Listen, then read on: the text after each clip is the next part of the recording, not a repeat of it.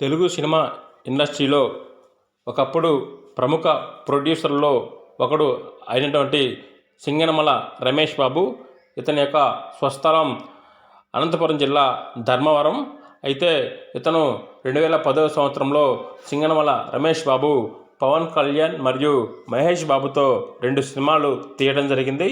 ఈ యొక్క సినిమాల వల్ల నేను చాలా నష్టపోయానని ఒక మీడియా సమావేశంలో ఇక ప్రొడ్యూసరు సింగనమల రమేష్ బాబు చెప్పడం జరిగింది. అయితే పవన్ కళ్యాణ్ మరియు మహేష్ బాబుతో తీసిన సినిమాలు ఏంటి, ఆ 2 సినిమాల మీద ఈ యొక్క సింగనమల రమేష్ బాబు ఎంత నష్టపోయారో కూడా ఈ యొక్క సమావేశంలో చెప్పడం జరిగింది. అయితే సింగనమల రమేష్ బాబు 2010వ సంవత్సరంలో పవన్ కళ్యాణ్ హీరోగా కొమరం పులి సినిమాని తీయడం జరిగింది.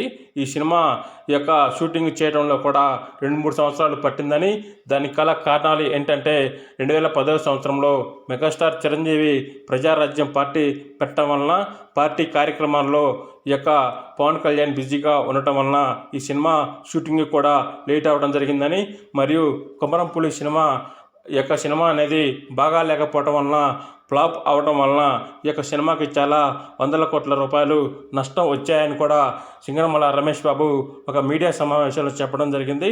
ఇకపోతే మహేష్ బాబుతో ఈ యొక్క కలేజా సినిమాని 2010 సంవత్సరంలో త్రివిక్రమ్ శ్రీనివాస్ డైరెక్షన్లో సినిమాని తీయడం జరిగింది. ఈ సినిమా వల్ల కూడా చాలా నష్టపోయానని ఈ యొక్క ప్రొడ్యూసర్ సింగనమల రమేష్ బాబు చెప్పడం జరిగింది.